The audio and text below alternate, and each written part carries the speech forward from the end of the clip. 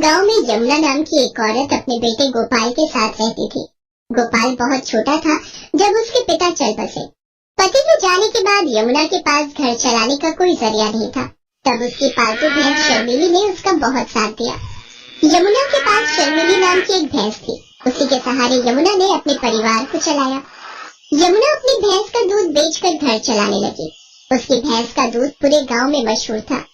गांव के सभी लोग यमुना से ही दूध लेते थे। कुछ सालों बाद यमुना ने गोपाल को पढ़ने के लिए शहर भेज दिया। वहीं गोपाल को सुधा नाम की एक लड़की से प्यार हो गया और उसने अपनी माँ को बिना बताए सुधा से मंदिर में शादी कर दी। आज वो गांव वापस आने वाला था। यमुना बहन, 2 किलो दूध कर देना, 1.5 किलो मुझे भी देना। क्या बात है यमुना बहन, आज तो तुम बड़ी खुश दिखाई दे रही हो। बात ही खुशी की है शारदा बहन, आज मेरा बेटा गांव वापस आ रहा है। बस जल्दी जल्दी काम निपटाकर उसी के लिए बढ़िया बढ़िया पकवान बनाऊंगी। पता नहीं शहर में उसे क्या खाने को मिलता होगा और क्या नहीं। अच्छा तो ये बात है, चलो बहुत बढ़िया हुआ।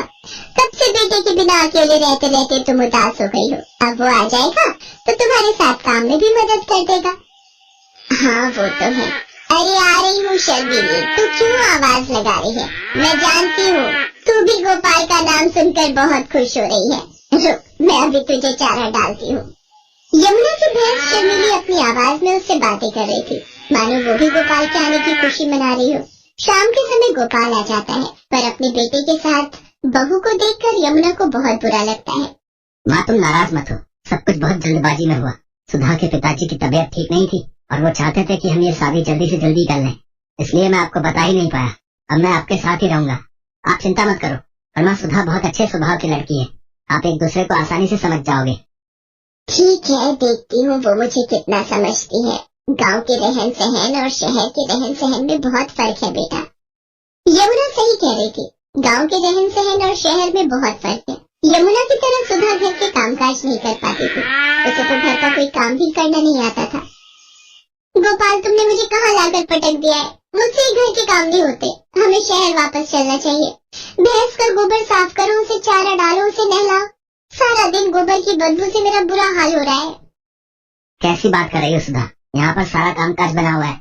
मैं तो यहाँ पर बढ़िया सी दूध की डेयरी खोलने की सोच रहा हूँ। दूध, घी, पनीर, दही और कुछ खास मिठाइयों की बहुत ही बढ़िया डेयरी खुल जाएगी। हमारी अच्छी खासी कमाई हो जाएगी। शहर में घर का किराया, खर्चा पानी इतना ज्यादा है, वहाँ पर मुझे काम सेट करने में ही सालों गुजर जाएंगे। और यहाँ पर मेरा अपना खुद का घर का काम है। हम शहर में क्या करेंगे? तुम्हें पता भी है हमारी भैंस का दूध पूरे गांव में मशहूर है। सोचो हम कितना कमा लेंगे, और फिर हमारे यहाँ रहने से माँ को भी सहारा रहेगा। वो बेचारी अकेले काम नहीं संभाल पाती है। अच्छा तुम काम करो, मैं थोड़ी देर बाजार होकर आता हूँ।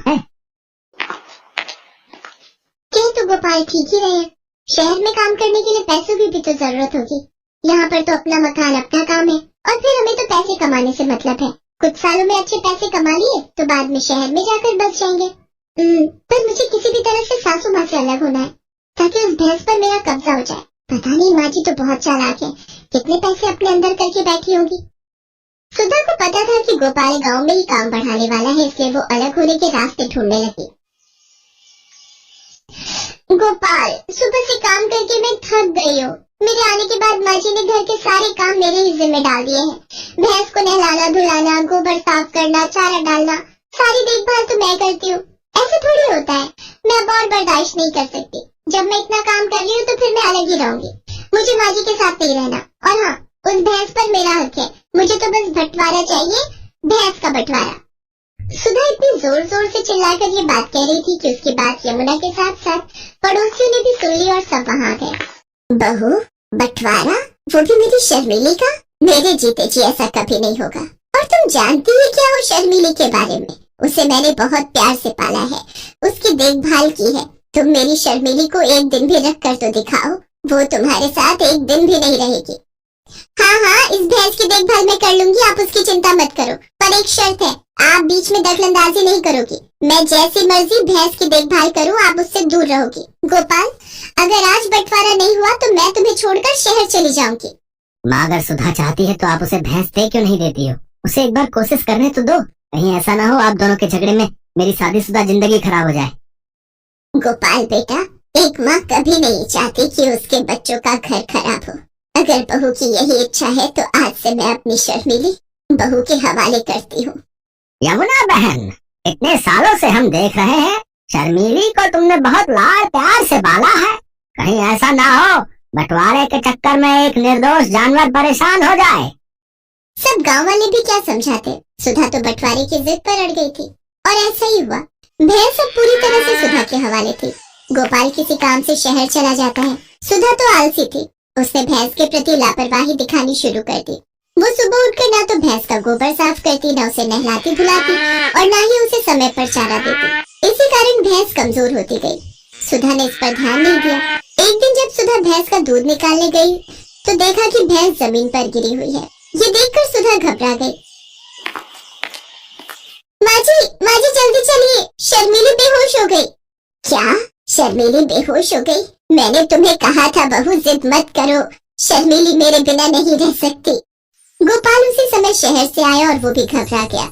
शर्मीली उठ, देख मैं तुझे आवाज लगा रही हूँ, आंखें खोल शर्मीली। सुधा, शर्मीली की देखभाल की जिम्मेदारी तुमने ली थी ना, फिर उसका ये हाल कैसे हो गया? माँ, सारी गलती मेरी ही है। मैंने ही तुम्हें भैंस के बंटवारे के लिए कहा। मुझे माफ कर दो माँ, काश मैं सुधा की बात न मानता। मुझे माफ कर दो गोपाल, गलती मेरी ही है। मेरे कारण आज शर्मीली इस हालत में है। मैं सचमुच माँ जी की तरह शर्मीली की देखभाल नहीं कर सकी। माँ जी मुझे माफ कर दीजिए। यमुना दौड़कर चारे के पास जाती है और चारे को उठाकर शर्मीली के आगे रखती है। शर्मीली को यमुना के स्पर्श का एहसास होता है। वो थोड़ा सा हिलती है। ये देखकर सब खुश हो जाते हैं। यमुना अपने हाथों से शर्मीली को चारा खिलाती है। शर्मीली खुशी खुशी ढेर सारा चारा खा लेती है, मानो वो कब से यमुना के हाथों से ही चारा खाना चाह रही थी। सुधा को अपनी गलती का एहसास हो जाता है और वो यमुना से माफी मांगती है। माँ जी, शर्मीली आपके बिना नहीं रह सकती। ये आपकी भैंस है और आपके साथ ही रहेगी। बहू, शर्मीली अब ठीक है, मुझे इस बात की खुशी है। और मेरे जाने के बाद शर्मीली की देखभाल तुम्हें ही तो करनी है। जैसे मैं शर्मीली की देखभाल करती हूँ, वैसे तुम्हें भी उसकी देखभाल करनी है, ताकि हमारी शर्मीली इस तरह से कभी बीमार ना पड़े। सुधा अपनी सास की बातों को समझ जाती है। कुछ दिनों में शर्मीली फिर से ठीक हो जाती है। अब सुधा और यमुना मिलकर शर्मीली की देखभाल करती थी। शर्मीली ने फिर से दूध देना शुरू कर दिया। गांव के लोगों को भी अब ताजा दूध फिर से मिलने लगा। गोपाल भी अपनी माँ और पत्नी का आपस में प्यार देखकर बहुत खुश था।